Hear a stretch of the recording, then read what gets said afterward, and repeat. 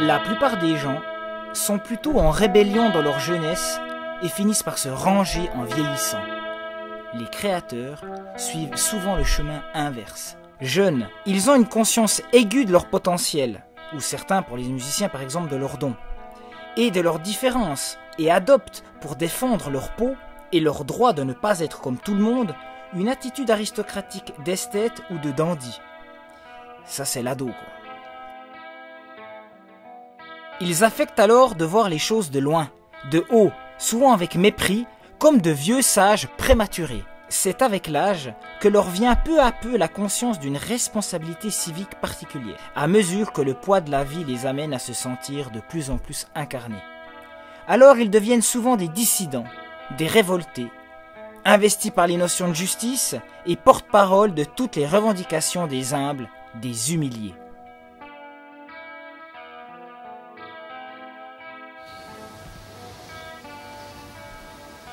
Nous allons vers un monde différent, un monde de rêve. Les hommes vous ont créé des casernes, des bâtiments de persécution, les impôts, les bureaux, au lieu de vous créer des bâtiments de rêve.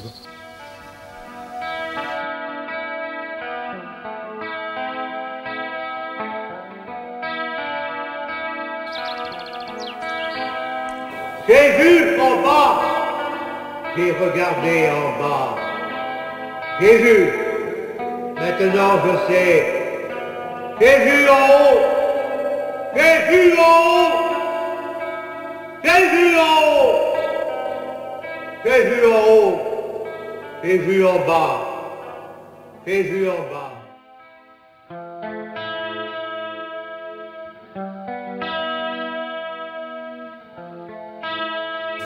L'homme doit connaître le poids de la matière. C'est-à-dire porter des arbres, construire sa maison, porter des pierres. L'homme n'est pas fait pour être assis avec un porte-plume à un bureau.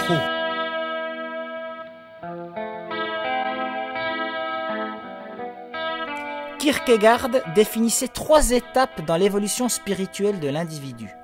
Le stade esthétique, le stade moral et le stade métaphysique, ou religieux si vous préférez.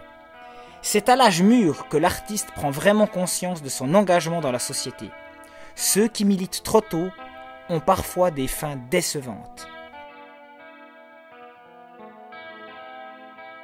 Les grandes gueules de la génération des boomers se sont lancés dans la politique, souvent extrémistes, à l'âge de 20 ans, des immenses couillons de gauchos, et ont frémi de voir ce que la plupart sont devenus.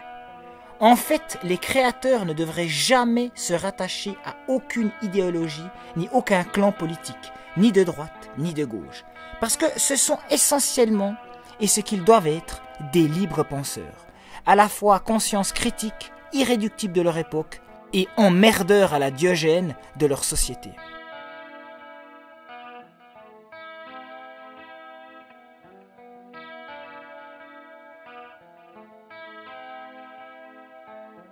Il est d'ailleurs incroyable quand on y pense que tant d'écrivains et d'intellectuels, bon je prends l'exemple de la France, mais tant d'écrivains et d'intellectuels français donc, contemporains, aient pu jusqu'à une période récente se proclamer fièrement de gauche, c'est-à-dire afficher a priori un point de vue partisan, alors que le premier devoir d'un intellectuel digne de ce nom serait plutôt d'être un libre penseur, c'est-à-dire un penseur indépendant, n'ayant de compte à rendre à aucun camp, quitte à être qualifié de gauche éventuellement, mais a posteriori, en fonction de ses engagements véritables. Les vrais tempéraments créateurs sont foncièrement anarchistes, jamais les deux pieds dans le même territoire, de gauche avec les gens de droite avec les gens de gauche. En son temps, Malraux avait cru bien faire en inaugurant la politique des maisons de la culture et en acceptant de devenir, poste qui n'existait pas auparavant, le premier ministre de la culture. Aujourd'hui, pourtant, la culture d'État, l'art officiel, sont devenus une cause de ce qu'il y a peut-être de plus inacceptable dans l'art contemporain, à tel point qu'on en vient à se demander si ces institutions officielles sont vraiment nécessaires, et si les effets pervers de ce système ne sont pas pires que le bénéfice résultant de ce qu'ils ont prétendu au départ légitimement encourager.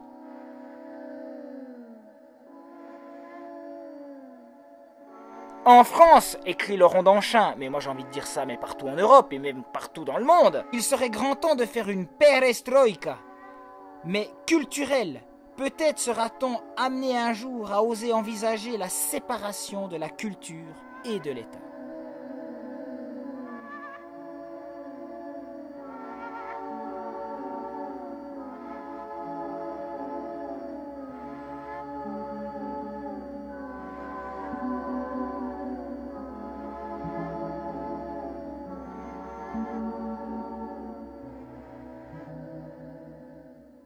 Vous voulez un sujet avec lequel vous pouvez vous friter avec des gens, même des amis, vraiment de la rixe. Ça peut être intéressant, hein. Il y a des gens qui adorent le conflit tout le temps. Le conflit et le rapport de force intellectuel, moral. Vous savez, la question la meilleure, alors c'est simple, c'est la question, que ce soit dans les doctrines spirituelles ou dans l'art. Je parle pas de la science, parce qu'on est loin des bourgeois aristos qui pouvaient, indépendamment d'avoir fait forcément tout le cursus universitaire, se construire des télescopes et puis faire de l'astronomie en dilettante et puis effectivement des fois découvrir des choses. Vous m'avez compris, je parle bien de la question des êtres autodidactes. Et cela s'applique dans les sujets spirituels comme artistiques. Ça match à fond parce que les problématiques sont les mêmes.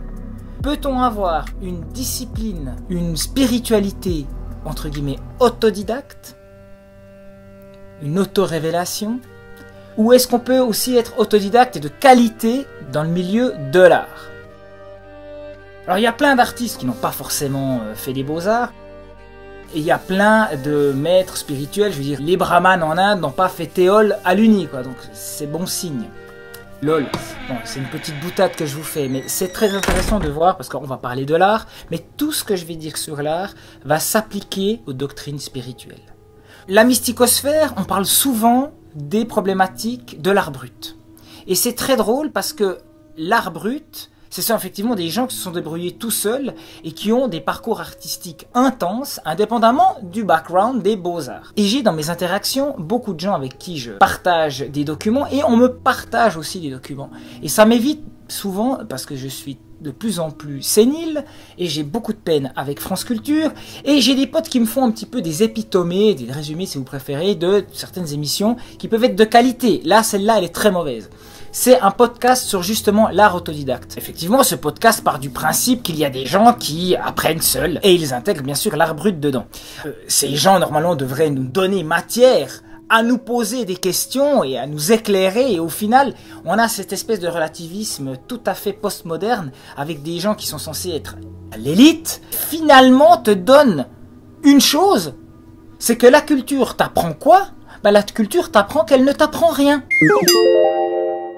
Ce sont des gens qui ont un discours tellement simpliste, tellement accessible, et cette volonté de répandre pour avoir des subventions justement.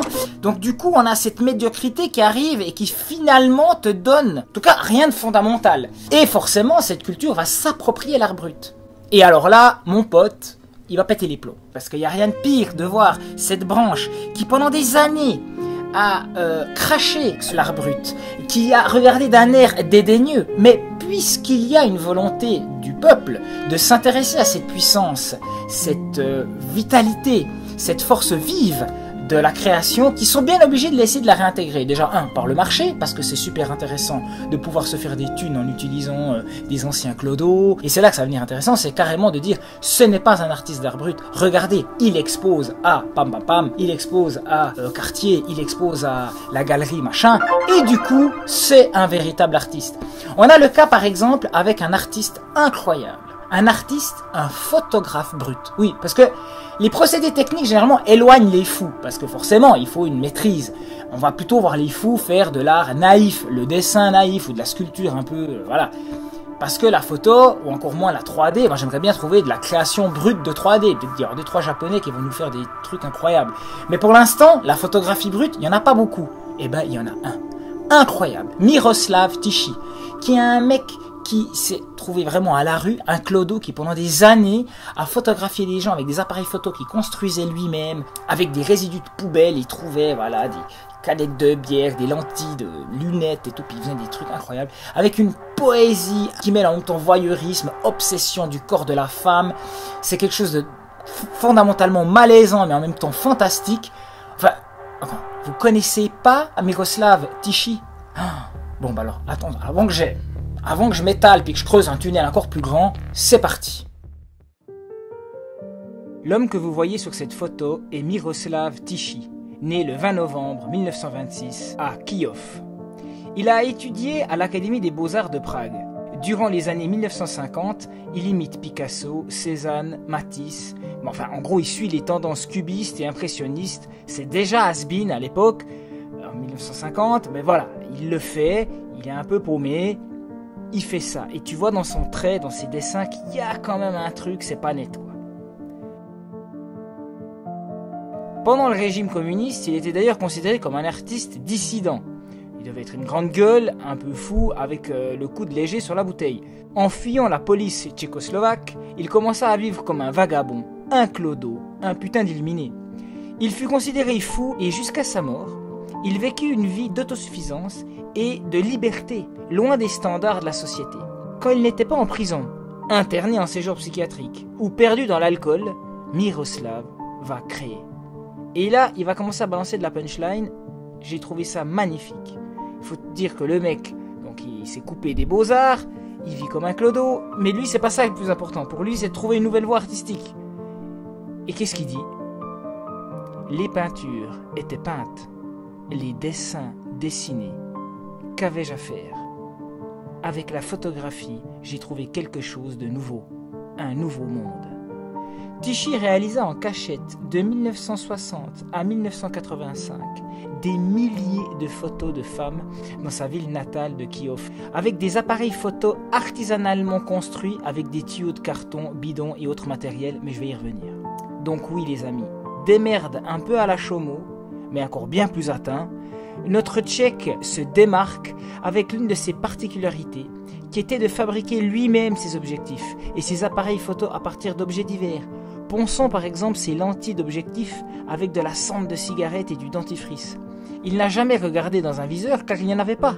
Car oui, ses objectifs ne le permettaient pas. Tout était fait à l'œil, tout était fait en mode sensibilité totale. Le boîtier était fait de planches, de bobines de fil, capsules de bière, et le tout isolé et tenu par du goudron. En plus, il n'a pas d'outils, il n'a rien. Samozřejmě, že to když já něco dělám, tak to musí být přesný. Ovšem fungovalo to nepřesně, ale to bylo právě třeba to umění. Já jsem dělal objektivy sám. Nožem vyřezával jsem objektiv z plexiskla a pak jsem ho vyšmirgloval a dal jsem ho, aparát jsem zhotovil a s tím jsem fotografoval. Et avec ces appareils quasi magiques, pendant 30 ans, c'est environ 100 photos par jour. D'ailleurs, la majeure partie des personnes qu'il prenait en photo, qu'il capturait, ignoraient être photographiées, car ils ne savaient pas que la parodie de l'appareil photo qu'il portait était réelle. Une autre phrase. Les défauts font partie intégrante du travail. C'est la poésie, la qualité picturale, déclare-t-il. J'ai sélectionné ici des images et je tente de vous montrer l'atmosphère de sensualité, de deuil, qui se dégage de chaque image, encore renforcée par les accidents de prise de vue, le flou, le grain, les voiles et les taches au tirage. Silhouettes éloignées, mal établies, parfois presque informes sur des fragments illisibles. On dirait des images mentales, des souvenirs. On est dans le rêve. J'adore cette phrase. Si je devais vraiment résumer Miroslav Tichy avec une phrase, on dirait des images mentales.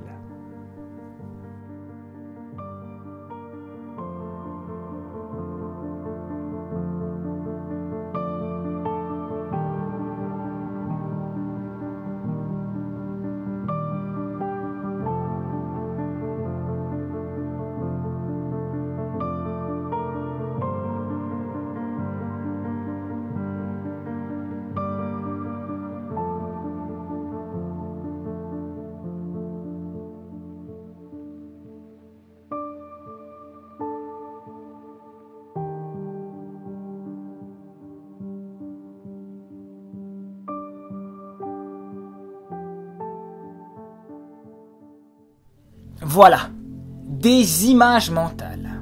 C'est exactement ce que j'avais envie de vous montrer. Et c'est ce procédé qu'ont les grands artistes, de pouvoir produire l'équivalent d'une image mentale, en tout cas dans une certaine partie de la création, qui ouvre un champ des possibles pour une poésie, une subtilité bien plus grande.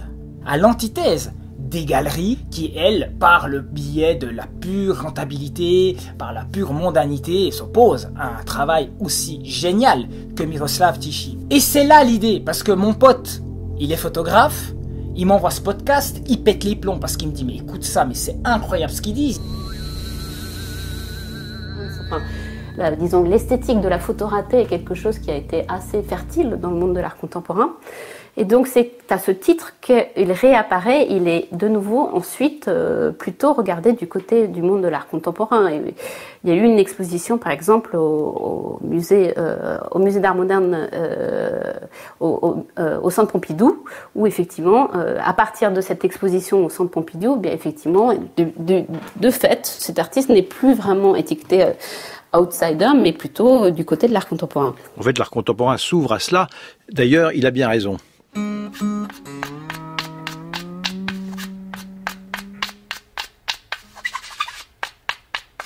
Une petite virgule d'Anna Olvec avant d'écouter un texte. Quoi, c'est qu'en gros, la théorie, c'est qu'il y a tellement plus rien à dire. Ils ont tellement tiré, c'est tellement exsangue en substance. C'est que maintenant, je veux dire, ils nous refont du Duchamp plus de 100 ans après. Mais c'est lamentable. Donc maintenant, ils vont effectivement se réapproprier. Je veux dire que s'il y a l'art numérique qui rentre dans l'art contemporain, c'est pas parce qu'ils sont super, c'est le mécénat. Non, c'est qu'il faut absolument faire tourner des nouveaux trucs, quoi. Parce qu'il y a même entre eux, ils se rendent compte que c'est un peu chiant, quoi. Un peu, c'est un euphémisme, c'est une litote. Donc ils vont intégrer l'art brut dans l'art contemporain. Et ça, moi, en tant qu'illustrateur qui a une profonde sensibilité et admiration pour ce monde, en opposition justement à ce monde de merde des galeries, voilà. Mon pote, il est encore plus touché parce qu'il est photographe. Et d'ailleurs, en fait, je vais le laisser parler. Par souci d'anonymat, je vais l'appeler Georges. Je vais dire Georges, c'est à toi. En fait, même non, je dirais Juliette. Voilà, c'est encore plus drôle. Par souci total de l'anonymat, on va même pousser jusqu'au bout. Juliette, voilà, Juliette, malgré ta voix virile, suave et totalement entraînante, dans le message WhatsApp que tu m'as fait, oui, parce que je ne confonds pas identité de genre et expression de genre. Juliette, c'est à toi, tu balances du très lourd et je me devais de partager ce petit échange qu'on a eu sur ce podcast de France Culture parce que je pense que ça ouvre d'autres pistes. C'est parti.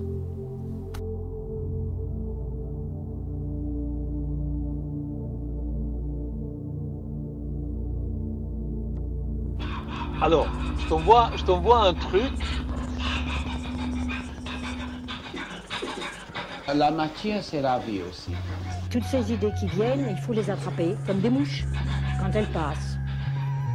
Ce sont des idées bleues, des idées roses, des idées qui passent. Alors, je t'envoie un truc et la matière qui est quand même super intéressant. Enfin, dans le sens, je t'explique. Le podcast que je viens de t'envoyer, il parle d'art brut, etc., etc. Donc l'art autodidacte, c'est-à-dire les gens qui sont en débrouillés tout seuls dans leur parcours artistique, un peu comme toi, peut-être plus que moi, je sais pas. Moi, j'ai quand même fait. Donc ça part du principe que bah voilà, il y a des gens qui apprennent seuls et ils intègrent là-dedans l'art brut. Maintenant, honnêtement, le podcast est très médiocre. Pour dire qu'on parle d'une directrice d'un musée, tu vois, le musée de Saint-Étienne, d'art contemporain de Saint-Étienne, c'est très très très médiocre en termes de propos. Ce qui est intéressant là-dedans, ce qui est interpellant, c'est quelque chose que je constate depuis un moment, c'est l'appropriation de l'art brut par les milieux de l'art contemporain. Ces gens, ils sont en train de prendre dans leur rang des artistes bruts, tu vois. Pourquoi ? Parce que l'art contemporain probablement perd un peu de sens, tu vois, perd un peu de consistance. Et du coup, ils vont chercher dans l'art brut maintenant en s'appropriant les artistes, en s'appropriant les parcours, en s'appropriant les démarches. C'est assez incroyable et c'est quelque chose que je remarque depuis un moment. Et je suis tombé sur ce podcast et c'est assez frappant. Écoute-le dans les grandes lignes, mais tu vas t'énerver. L'art contemporain est, ou en tout cas la culture aujourd'hui, est le colonialisme de la culture. Ils sont les colons de la culture. C'est-à-dire que tout ce qui nous intéresse nous appartient, tout ce qui peut servir à notre cause nous appartient. Donc effectivement, ne t'étonne de rien sur l'appropriation de l'art brut, tout comme tu crains l'ésotérisme, etc., etc. On va y arriver, c'est clair. À partir du moment où ils manqueront de ressources, où ils auront besoin de se renouveler pour positionner leur cul sur leur trône, ben, ils vont s'approprier de ce qui fonctionne. C'est l'aspect commercial de la culture aujourd'hui. C'est-à-dire qu'ils ne sont plus là pour inventer, tu vois, mais comme n'importe quelle marque, comme n'importe quel produit, ils sont là pour s'approprier de ce qui est tendance pour en faire leur pain quotidien qui leur amène de l'argent. Donc c'est ça la grande défaite, si tu veux, de la culture. Maintenant, par rapport à la divulgation de tes connaissances, je te comprends et je l'attendais celle-là, cette remise en question par rapport à ce que tu fais. Parce que tu dis pourquoi je fais ça. Mais j'aimerais juste te rappeler une chose, c'est que si tu penses comme ça, tu tombes dans leur panneau. Parce que l'art, la culture est un combat de rue. Et un combat de rue ne s'attend aucune reconnaissance. Un combat de rue ne s'attend pas la gloire des sponsors, ne s'attend pas la gloire d'une fédération internationale de combat. Le combat de rue, c'est juste quelque chose de très brut et brutal. Et de profondément humain et profondément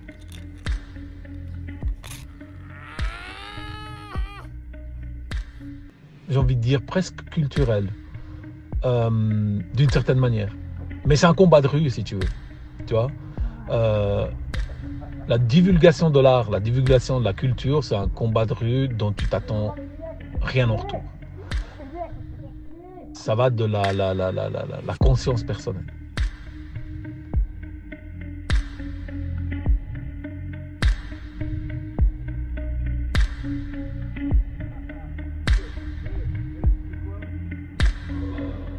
Parce que l'art, la culture est un combat de rue.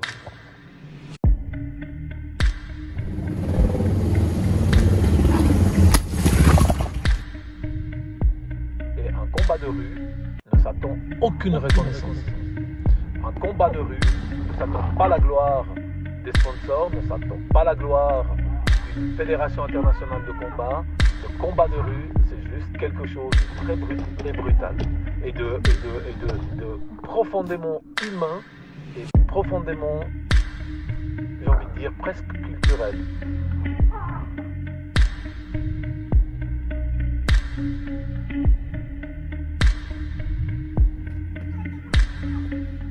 D'être face à soi, si tu veux.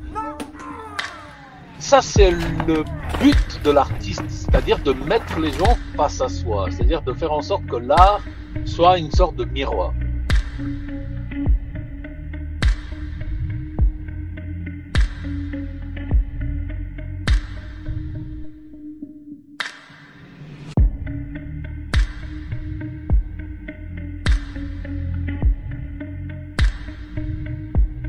Le rôle de la culture, c'est d'aller plus loin que ça, c'est-à-dire d'utiliser ce face à soi, mais pas en essayant de montrer le miroir, mais en essayant de montrer ce qui se trouve derrière le miroir. Donc cette notion d'aller beaucoup plus loin, donc d'aller mentionner cette couche supérieure, cette couche cachée, cette couche supplémentaire, si tu veux, que de premier abord on n'arrive pas à mettre en place. Et les surartistes, si tu veux, ce sont des gens qui travaillent sur cette couche, si tu veux. Et qui travaillent sur l'inconscient, si tu veux, sur l'impact inconscient. Pour moi, par exemple, un surartiste, c'est Lynch, tu vois. Mais effectivement, le Chris d'Holbein est un travail de surartiste, c'est-à-dire qu'il y a l'apparence, mais ce qui est derrière le miroir encore. Et puis Caravage, pareil. Tu vois. Et la culture doit jouer ce rôle-là. Aujourd'hui, elle le joue pas du tout, pas du tout.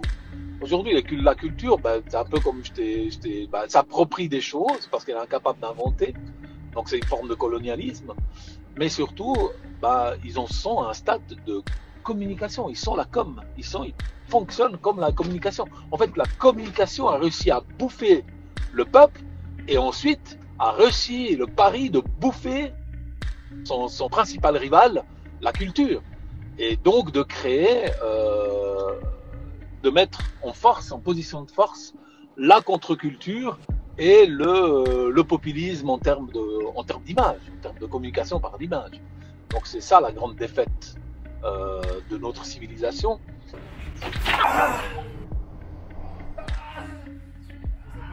C'est que la communication, quelque chose de ultra moderne, a bouffé, a gangréné même les couches qu'elle n'aurait pas dû atteindre.